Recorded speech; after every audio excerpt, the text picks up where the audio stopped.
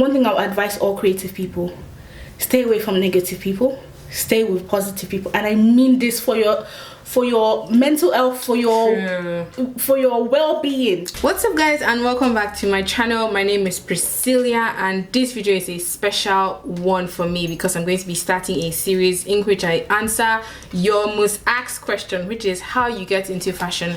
And I thought it'd be great to bring on other women and boys and girls who are already in fashion to sort of share their story to you through these kind of interview Q&A styled videos. So I have a lovely guest with me today. She's so good, guys. This girl is so good. I remember seeing her walking, I was like, wow, woo. She is so good. Would you like to introduce yourself? Hi guys, I'm Tosin I. I'm from Nigeria. Yes. I am a portrait, fashion and fine arts photographer. Amazing. Based in London. That's so good. Like, if you guys would like to hear the answers to the question, just keep on watching. Don't go anywhere. Grab a glass of wine, a glass of juice, coffee, tea, whatever rocks your boat, and keep on watching. So the first question is, what do you do? Like, what's your profession? What's your career in fashion? I'm a portrait, fashion and fine art photographer. So basically I specialize in portraiture. Portraiture, okay. So that's just like from here to here, right? Like from head to waist. That's like portraiture, right? Do you know, portraiture is such a diverse genre. There's so much you can do in portraiture, from fashion to fine arts, from every concept ideas to just simple headshots. I just a portrait shot was from, from head to waist. That's it.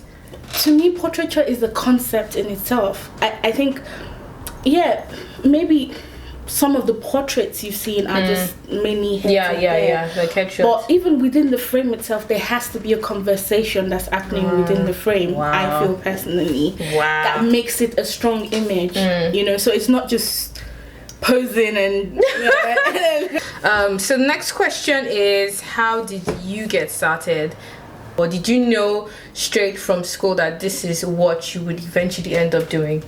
Okay, so I studied fine art, moving image at university, and what that means basically is that I got to learn about concepts to do with art films and different concepts around imagery, not necessarily photography itself. I didn't study. A lot of people think I studied photography at uni, but I actually did not study photography.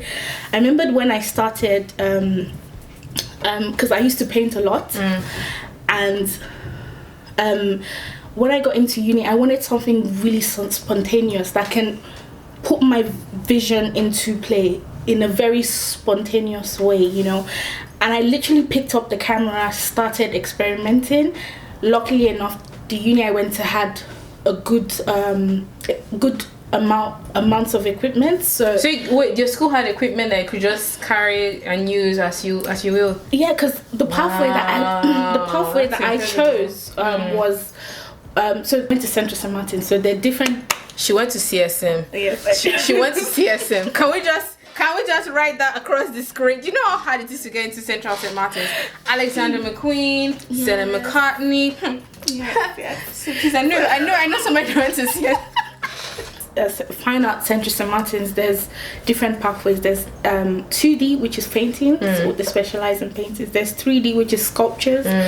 There's 4D, which is films, film concepts in art. And there's XD, which is a cross-dimensional pathways that you can basically explore everything. But I was in 4D, so which meant that you had the freedom to choose from so many things. Freedom to basically go into the studios there, make film works, but everything was self-taught. We had to figure it out on your own. Figure it out, and that was like our artistic expression. So the camera became our paintbrush, my paintbrush. In a way, so I swapped my paintbrush for the camera, and I never looked back. And my works even my fine art works are heavily based around photography and films. And then when I finished uni, it's a thing whereby one of the things we were not taught at uni was how to be self-sufficient after finishing. They don't teach you that. They don't teach you that I think that's what a lot of people don't realize. It's like you finish and you realize, oh wait, oh now what? Yes, and you have to figure it out. A lot of us have to figure it out on your own. figure it out, and there's loads of statistics out there that say stuff like after finishing uni, about 2% of artists end up continue doing art and get successful 2%. In it. About that, I started doing makeup. As artists we always figure out a way. Doing makeup, I was self-taught, and I had an amazing opportunity where I exhibited the year before that. They called me for an exhibition again, and I basically I was like, I'm sorry, I don't have any works to show for now. And they asked me, so what have you been doing? And I said, I've been a makeup artist for a bit. So I told them that I am a makeup artist, and they were so... Were they surprised? No, they were happy. They were like, we need you as a makeup artist for our fashion show, and you are going to be trained by Mac. Ooh, and I couldn't believe it. So I ended up being a backstage makeup artist, and then from there things just went from there. And then I started to feel like, now that I've got this makeup part in the back, when I was working at the fashion show, then I was meeting models that were like really gorgeous models that really were like, oh, you're a photographer, you do photo, like they were asking me what else I did apart from makeup. And so yeah, I just saw an opportunity right in front of me to pursue photography, because this is something that I love doing, and I started.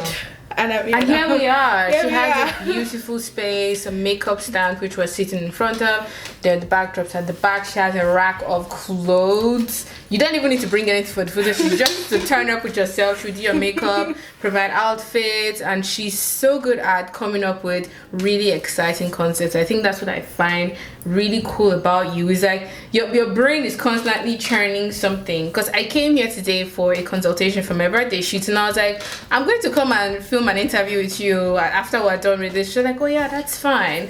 Because I just think, as not just because we're black women, but as women, we should learn to support and raise up each other, especially when you see someone who is so hardworking, so dedicated, and so focused, and so ready to make it. Question is, were your parents supportive of your career choice? I mean, 1000%. You're so lucky. Like, I feel like the luckiest girl African ever. Parents usually don't. Yes, yeah, they don't, because even my mom had people that were not supportive of me.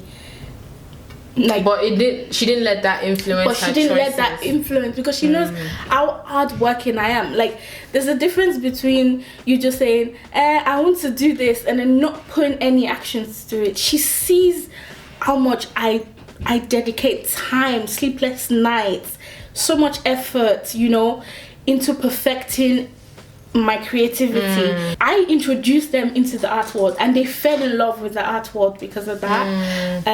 And yeah, so they're so, oh my gosh, they're so supportive.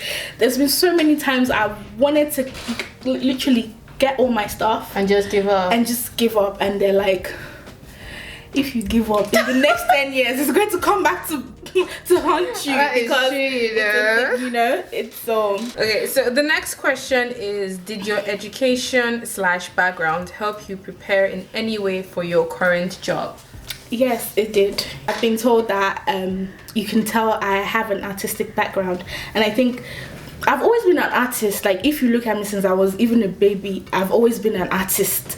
But the thing is, going to art school, it further inspired my concepts, and it made my artistic side more richer, that I know what it means to, have that real core of creativity. When I got into the photography community, a lot of people started noticing my artistic eye, and it sort of made me stand out in a way. Because you already had this sort of prior training in art and it kind of influenced your photography. Yes. So that really made your work really unique. And I say to you that I can tell when Tosin has taken the picture because it always looks so dreamy. You just know. And that's such a unique thing to have as a creator, as a business, is when you have a product that is easily distinguishable amongst everything out there. Your style, so you stand out straight away. Wow. So 2 more questions. So the next question is, what is one challenge you face as a brand that made you want to quit it all? You can only say one. The voices, the external voices from people that feel like they know you more than your family or more than you, you know, people that feel they know the best for you. So like, that was one of the things that in 2016 I almost quit my business. I was like, I'm done, because I was getting so many not even only cancellations, right? Really? I was getting cancellations, and I think that's why I really had to take the business side seriously, because I was like, you know, when you're friendly with people too much, sometimes they can feel, you know, and they forget it's your business. It's something you've put so much work into. And also just voices from random aunties and uncles telling me photography is not sustainable.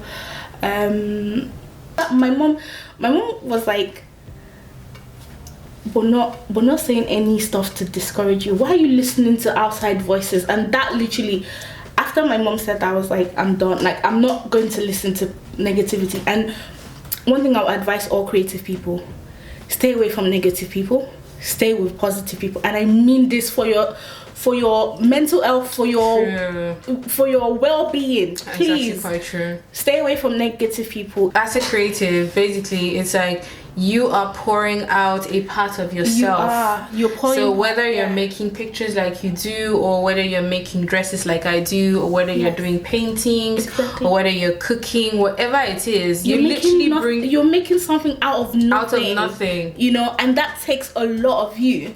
You know, so for somebody to make you feel less than because of that, it really affects your creativity. It will affect you entirely, because everything we do comes from imagination. You understand? I also like to ask you, so where are you based? Do you have a website, Instagram, where people can reach you? Absolutely. You can definitely find me via social media and on my website. My website is vaultphotography.com, and I'm on Instagram as Vault Photography as well, and Facebook. Cool. So that's why I love offering prints with digitals for my clients. That's awesome. Yes. You don't want to show the box. So this box is like, I saw this box on the website and I was like, this is what the images come in, but there's a bigger box than this as well. Wow. And basically at the end of during collection, you come and see your images on the wall and just backs at your amazing beauty. And so I hope you guys enjoyed watching. I hope you guys had a good time. If you did enjoy this video, give it a thumbs up. It's something that if you guys enjoyed, I would definitely interview more talented people who are in the fashion industry and just talk about their stories and have you guys, you know, hear it, and maybe it inspires you. If you did, comment down below who else you would want me to interview. Even if the person is in Paris, you never know what the Lord can do. So if you have someone who you would like me to interview, to sit down and have a chat with, comment it down below. Leave all of your suggestions, ideas and questions as usual. And until my next video, guys, stay creative, because it is such a fun way to express yourself. Yes, it is. Absolutely. Like such a fun and amazing way to express yourself. All right. Yeah. I'll see you guys next time. Bye, loves. So, and then we can cheers.